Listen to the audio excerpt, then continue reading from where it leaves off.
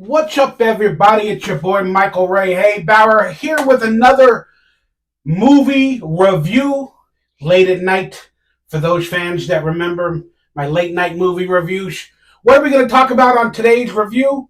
Well, the Bratz documentary. That's right, a documentary revolving around the Brat Pack of the 1980s. And we're going to basically go back to the past.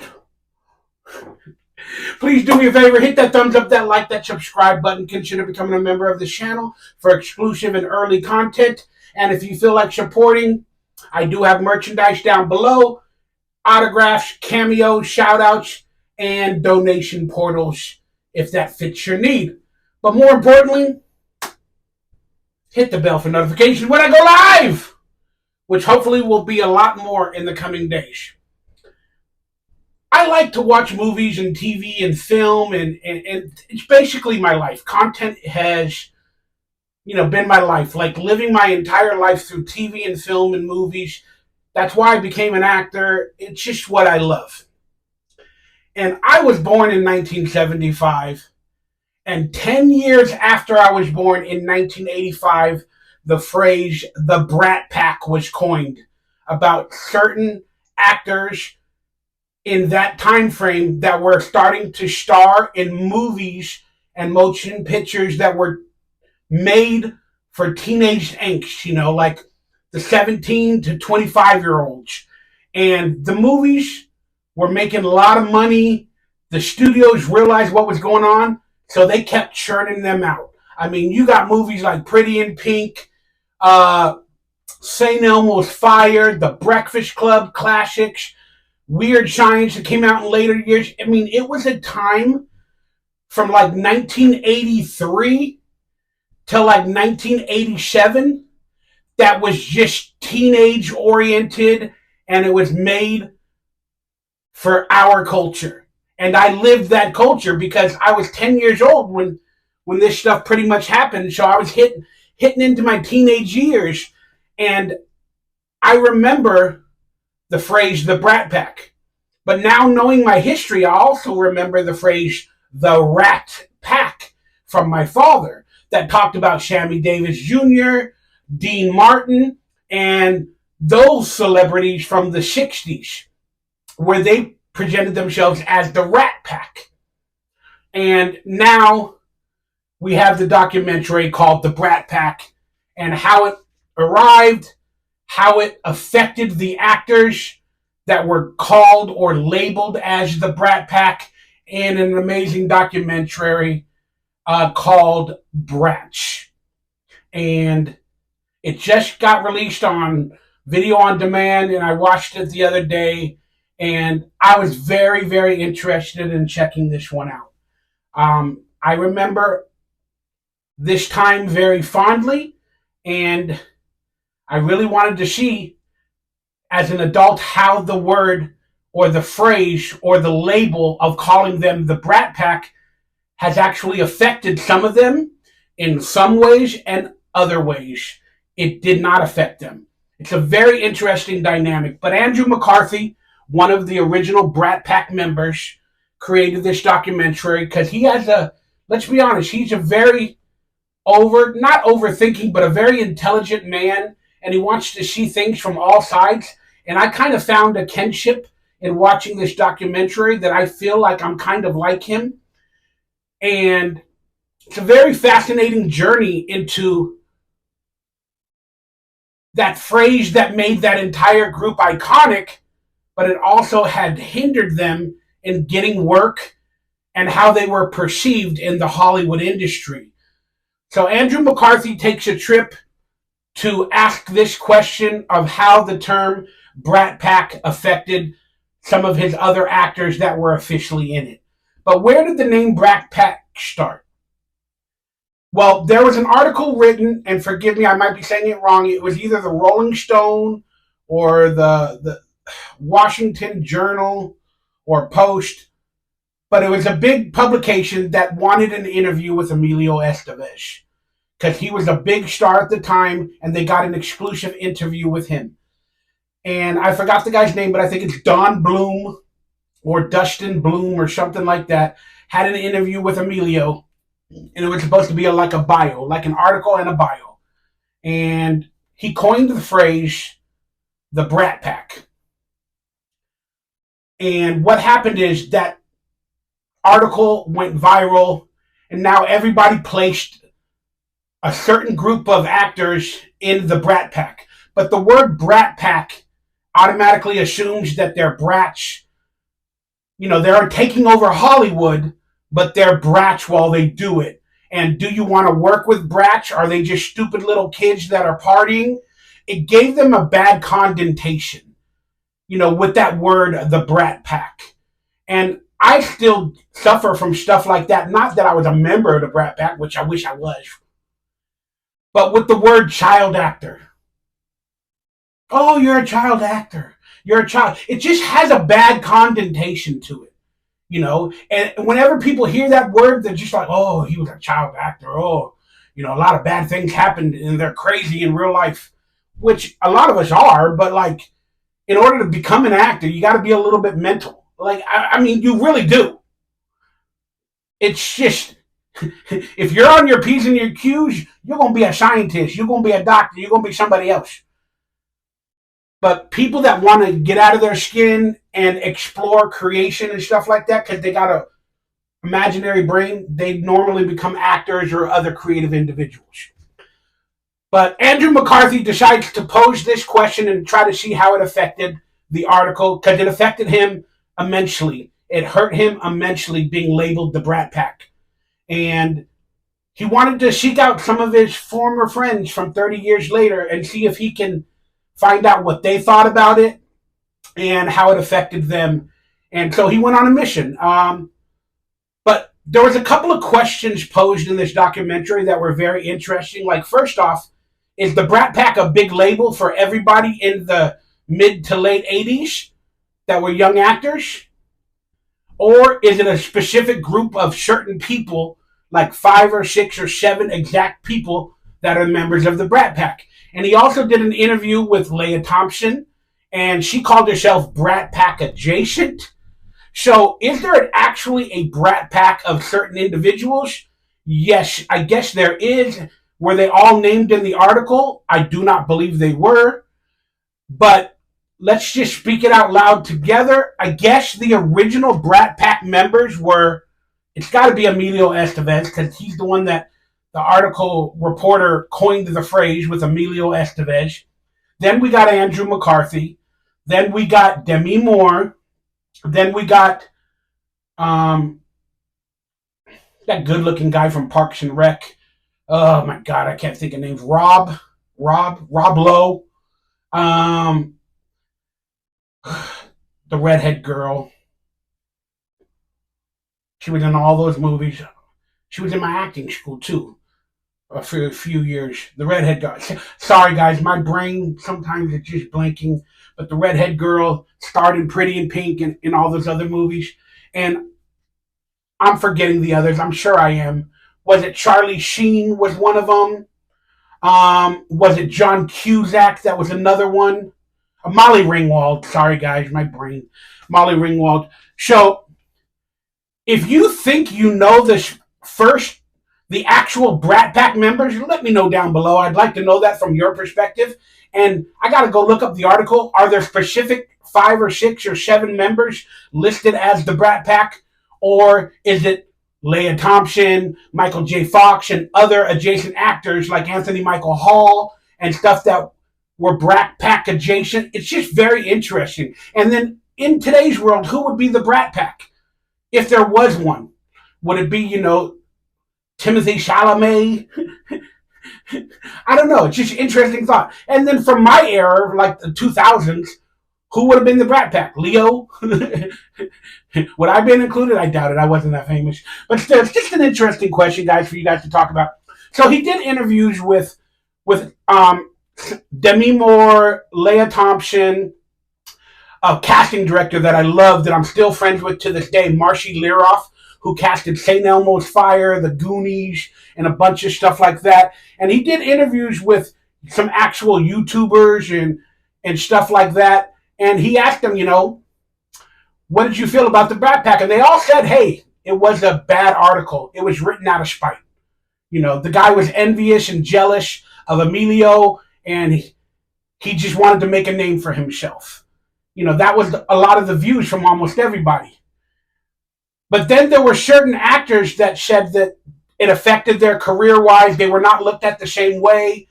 Casting directors and agents and managers were interviewed, and they mentioned that they couldn't get interviews or auditions for some of the actors because they were labeled as not taking the industry seriously as actors because they were labeled brats, meaning they just show up to work and party and do this and, and it's just really interesting how it affected people differently. So I really enjoyed the documentary, and I think a documentary should be made as the term child actor. I mean, I just kept seeing the correlation of that, and I hate the term child actor. Or you used to be my favorite actor. You used to. It just hurts our soul. It's like, did we amount for anything? And then nowadays, I make YouTube videos and I tell my life and my struggles and my pain. And then people only remember me from the past. So they think like my life is over or that I'm a has-been or, I'm never going to do as well as I used to, that my life has become a train wreck. And it's like, that's not the case. Why do you guys look at life with those blinders on, comparing me to my past? If you continue living life comparing yourself to the past, honestly, you might not ever have those moments, or you might have better moments. But I am not a sum of my past. I am the present that you see me, and I'm scared, I have sadness, I'm afraid, I have emotions, I have health issues. Can they all be fixed? Probably not. But the biggest thing that needs to be fixed is my positive outlook and my feelings, and I need to find the strength from within to fix the things, at least publicly. And again, every actor has a choice whether to make things public or private. And a lot of these actors did not want to do interviews, and they kept it private. They were seeking out Judd Nelson, a member of the Brat Pack as well, to do an interview, and they weren't able to really get a hold of him. Molly Ringwald declined. Some of them didn't want to talk about it because they probably have a negative feeling towards the term Brat Pack. And looking back, they're like, it actually hindered me from getting bigger roles and working with Spielberg's and Robert Zemeckis and stuff like that. And there was a mention of that fact that they couldn't get auditions, that Spielberg, Scorsese would not hire any of these Brat Pack members because of the bad connotation. So it's just very fascinating to see how people look at that term and how it affected each one of their lives differently. But to summarize the whole thing up, and I'll do that in a second, the interviews went well. Andrew McCarthy reconnected with some of these people that he called friends, and Andrew McCarthy has said, he said in the documentary, he's not one to want to go back to nostalgia, like to do conventions or stuff like that. He doesn't want to remember the past and compare it to the future and the present. And I feel the exact same way. But I'm sitting here every day comparing my future or my present to my past. And I don't like it. I'm not happy. I'm scared. I'm afraid. But I can only change it. Change my outlook. And that's what Andrew McCarthy did by making this documentary. He's looking for peace within all of this. And I can respect that. And I can love that. And that's why this documentary it means a lot to me. It's just because I can kind of understand a lot of the feelings they've had about the industry and the bad connotations and the not, really getting famous anymore or further or living in the past. I can actually relate with all of that stuff because I'm going through it all right now. And you guys see it in my vlogs. But Andrew McCarthy, he reconnected with people and it made him smile and it made him happy and it made him rethink the notion of the term the Brat Pack. So a lot of them, like Rob Lowe, Leah Thompson, and all that, Dr. Leah Thompson, as she was referred to, I'm sorry, Demi Moore, Dr. Demi, Dr. Moore, like a therapist. Um, it's just fascinating to hear them say that you can take it one or two ways. You can look back and say, yes, it affected our career, which it did. It did affect their careers. And then maybe you didn't earn more money or get bigger jobs because of it. Or you can look back at it and say, we have now been iconized or iconized in pop culture lore, and we're always going to be remembered for those movies. And now we can do conventions and all that other stuff and meet the amazing people that live these movies, and we're still have a legacy. It's a big legacy that has lived on for 30, 40, and it'll probably last hundreds of years. So basically, they were telling Andrew, which way do you want to look at it? You know? And Andrew McCarthy started thinking, you're exactly right. Like, I don't really think about the Brat Pack in a positive light. And, you know, he's just built that way. He's built that way. And I really enjoyed that because I try to think that way in my life, but then I have my actual depression days that lately have been overwhelming. But I have that positive light and that heart and that spirit. And then Andrew McCartney was starting to feel that spirit again. And maybe he'll start to do movies again. He is a fantastic actor. He's a thinker. He's an inspiring person to watch. And when they showed interviews of him young, like doing an interview for one of his movies, he was a very solid thinker. Let's talk like this. And if you think about that, the term Brat Pack is kind of condescending.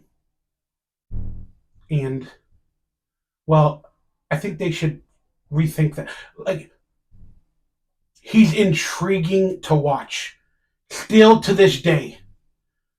And I need to put some of that skills that he had when he was an actor, I need to put some of those skills into my life nowadays. Because honestly, if I can get back to acting and I can stop my overthinking brain and my blah, blah, blah, blah, blah, blah, blah, blah, and if I could learn how to enunciate, slow my brain down, speak the words, think about them before I say them, and put them out, I will be that much better and I will present myself as a more stable human being. So I really enjoyed that aspect. And it gave me a little bit of pride to start studying that for myself, in hopes of, again, maybe getting more auditions in the future. I've had some recently, but nothing's panned out. But I just want to be a better talker and a slower thinker. And I want to present myself, instead of erratic and problematic, I want to present myself as stable, or at least stabler. So I really enjoyed the documentary. It's a fascinating look into the term Brat Pack and how it came about.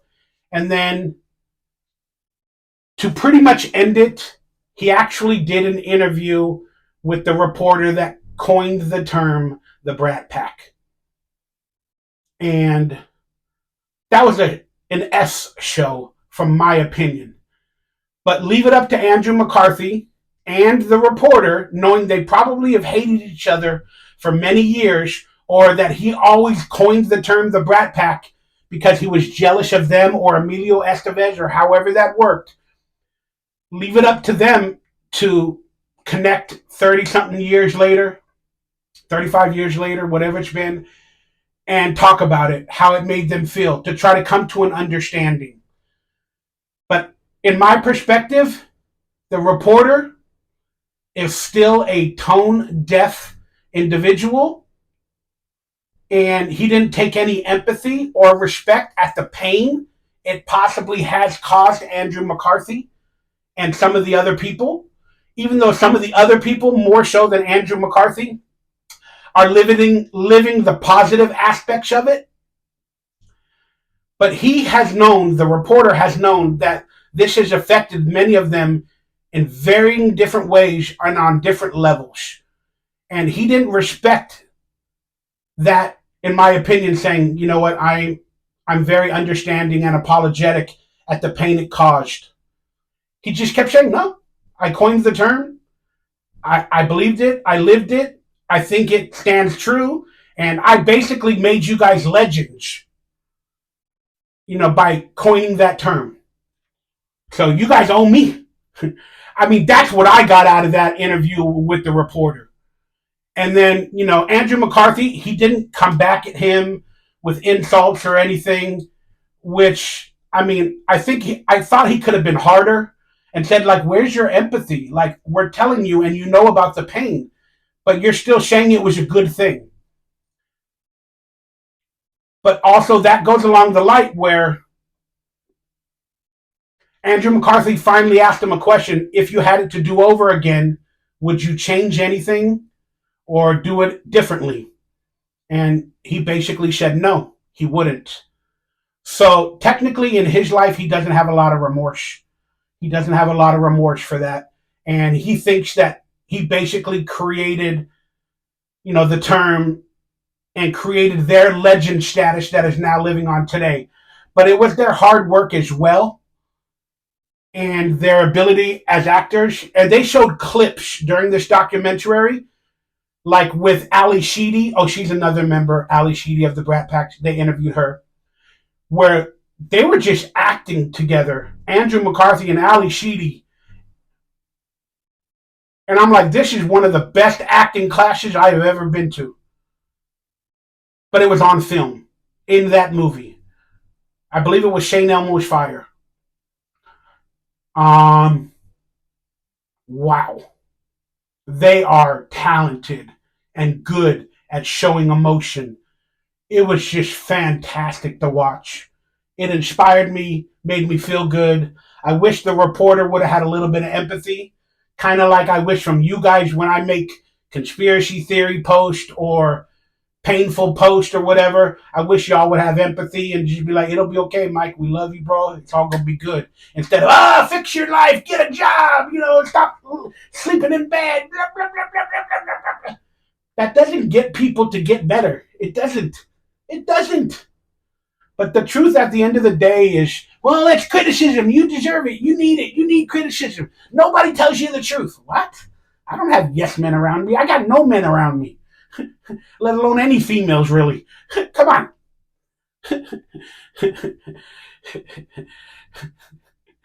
But you can only critique from your advantage point without living and understanding my feelings. But it's all valid. At the end of the day, the only people that can fix themselves or whatever their issues are or find the positive light is within yourself. Other people help along the way. Other people influence you, inspire you. Then you get to that point. But you can only get to that point within yourself. So I just wish the reporter had a little bit more empathy and stuff like that. And it ain't never going to happen. So did Andrew McCarthy get closure or not? I think he started to get there for his own soul. That's why it was a fascinating documentary for himself to start easing his pain. And now he's reconnecting with some of the actors, getting back into the Hollywood lore, the legacy. And I'm really proud of him. Even though I don't know him, I have never met any of the Brat Pack members that I could think of. Did I meet Emilio Estevez when working with his dad? I might have off chance or saw him or something, but Demi Moore, might have saw her at an event one time. I'd have to. Oh, that's true. What am I talking about? Molly Ringwald. I met her many times. She was in our acting school at Diane Harden's Young Actor Space, and I met Molly Ringwald probably 3 or 4 times in my life. And she was in a class of mine that I took for a little bit. But yeah. But I'm just really proud of Andrew McCarthy for seeking out that peace from within, and I really hope, just like myself, he has a comeback in Hollywood if he chooses to pursue it. He might not try to do the limelight again, but he might do an occasional event Like Leah Thompson is signing autographs now, doing conventions. Some of the others are doing that as well. And I really hope Andrew McCarthy is doing that. Maybe he is already, I do not know. But I just see this as a good thing for Andrew McCarthy. And I just really love the documentary. I really, really did. Guys, I can't recommend it enough. Go check out Bratz wherever video on demand is. And that's from my perspective of the documentary. And the documentary ended, spoiler alert, which the whole thing was a spoiler, but it ended with an open ended question because, again, I think the reporter needs to have some empathy, and that wasn't answered. That he doesn't feel bad about it or whatever. Is he really a bad guy? No. Not really. Just everybody's their own unique individual. But I would love to see a Molly Ringwald interview. And then at the end of the documentary, Andrew McCarthy gets a phone call. And apparently it's Judd Nelson, who they've been trying to get in contact with for years. And he calls him and he's like, Judd? And then the song comes on and they show the clip of Judd Nelson walking in the Breakfast Club, raising his fist up at the end of that movie. And then Judd Nelson gets the ending credits at this movie by making a phone call to Andrew McCarthy. And then the song plays in the background. Don't you forget about me. And basically it's saying, don't you forget about Judd Nelson, and that he's probably going to do an interview. Maybe it'll be on a website. Maybe it'll be on YouTube. Maybe there'll be a part 2 to Bratz where he has some of the other actors he did not get in there officially. I don't know. But I enjoyed it. I highly recommend it. And yeah, it was an excellent documentary. That being said, I appreciate you guys. If you guys enjoyed today's review, please hit a thumbs up on it. Please let me know your comments about the documentary, who you think the original Brat Pack members are, what Brat Pack members that you consider nowadays, who they might be. I want to know your opinions. You guys are the cinephiles. You guys are the movie fans, and I know you might not have been old enough at that time to actually watch some of these movies in theaters, but I know you guys live the history and the story even more so than I do.